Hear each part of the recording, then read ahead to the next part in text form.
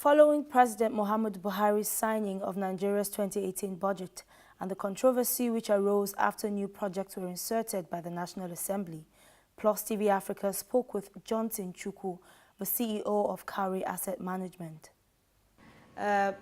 Regarding the budget that was signed yesterday, President Muhammadu Buhari had some concerns regarding the fact that the National Assembly actually cut the cost of some of the budgets, of course, and then the National Assembly imputed 6,403 fresh projects.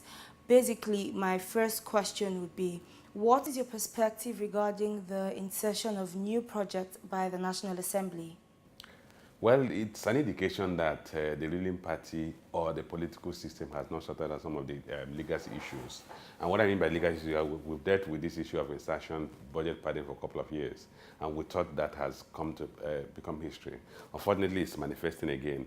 The process of interaction, consultation, engagement that should take place ahead of submission of the budget inputs seem not to be taking place. Ideally, in a presidential democracy, members of the National Assembly are also influence peddlers. And when they might be influence peddlers, they are authorities that have the capacity to influence projects. That's on the one side. But in no democracy do you have the National Assembly members as executors. But a situation where you have the executive prepare a budget, the National Assembly will now not almost amend that budget. It's not what a democracy should be. Do you think the insertion by the National Assembly would affect or have an impact on the Nigerian economic policy direction? Well, I think the president said he has values of about 457 billion or about 500 billion that was included, as well as the figure that the government had actually budgeted for was reduced by about 300 billion. The basic thing is you need to look at what projects did they insert.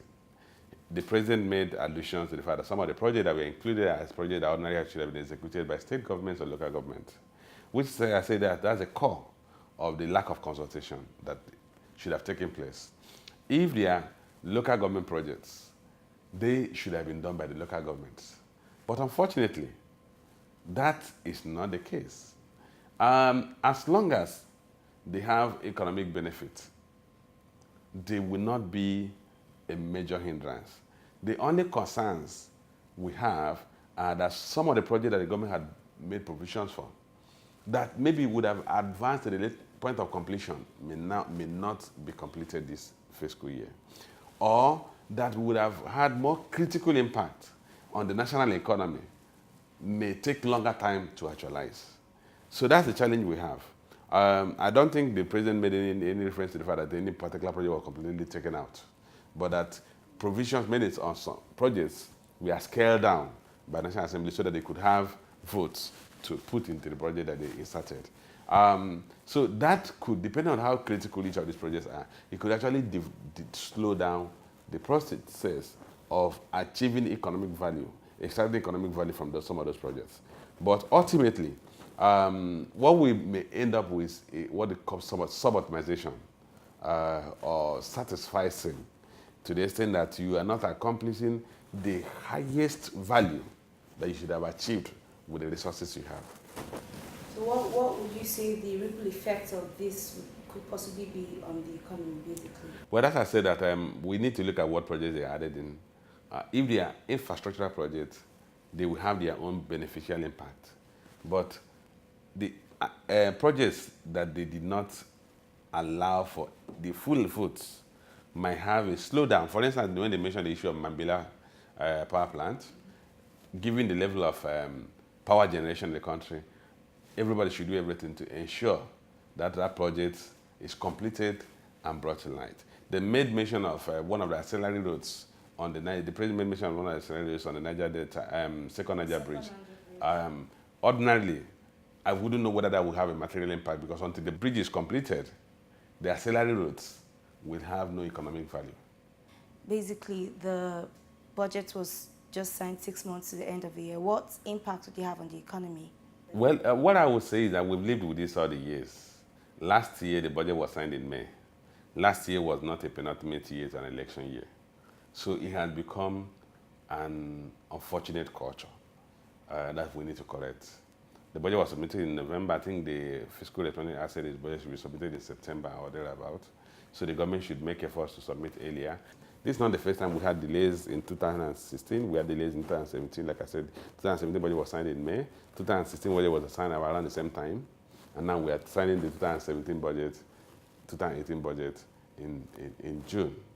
So it's something. And then we also need to tighten our Fiscal Responsibility Act. We need to make sure that beyond the month of March or February or thereabout, that no kobo can be spent from the National Treasury without a budget. So if we do that, it becomes a compelling incentive for the executive and the National Assembly to ensure that the country does not shut down. And then with that tight timeline, we may be surprised that the two of them will be compelled to talk to themselves and have a budget that meets national goals. Despite the controversy, the budget has been signed. What will be the impact on the economy and the common man? Well, I think the first thing I should expect that, irrespective of the caveat, the disclaimer that the president sounded in his signing speech when he said that some of the items in the budget are almost unimplementable, and some of the items the government had actually provided for will also be difficult to implement. I think the government should, at the minimum, start with those projects that had no controversies and begin to disburse capital budget vote. If you look at the capital vote for this year, what was assigned is 2.87 trillion. And we just have barely 6 months, assuming we're going to revert to a fiscal year that runs from January to December. We just have 6 months to implement that. Again, in government's enlightened self-interest, it is important that they begin to implement the budgets, capital component of the budget. This is a penultimate election year, or a year preceding the election. They want to show their tombstones. They want to relieve the economic burden on Nigerians. They want to reflate the economy. We have a deficit budget, which is called a reflationary budget. The purpose of a reflationary budget is to inject liquidity into the economy and improve economic activities. So I expect the government to latch on to the sign of the budget, despite the challenges they had with the figures of some of the projects, and make sure that we reflate the economy and relieve the citizens of the burden of economic crisis.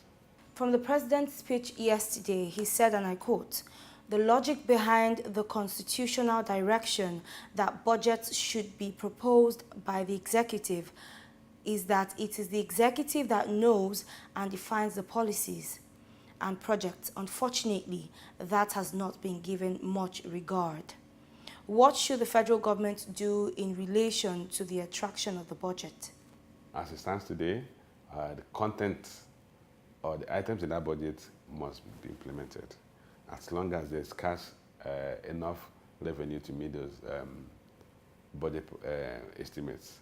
So the president can do is look at those items that we are scaled down and submit a supplementary budget to the National Assembly that will normalize or restore the amounts that we are scaled down from some of those projects. So there's still a window for the president to remedy whatever damage that was done by the National Assembly, because there's a window for the president to submit supplementary budgets. And I think the president should begin to consider that.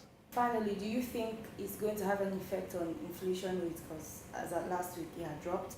So what do you think the effect of this budget time will be on? Well, there will be elevated liquidity in the economy, in the sense that by the time because we now have a very short time to disburse the 2.87 trillion.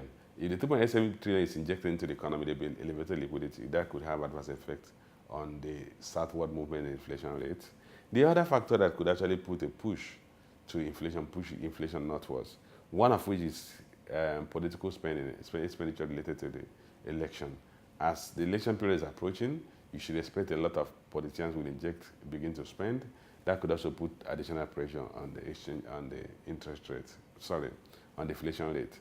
So some of these factors, beyond those factors, the other factors could be what happens in the standard environment, what happens to the price of crude, what happens to our foreign reserve, and our ability to sustain exchange rate stability.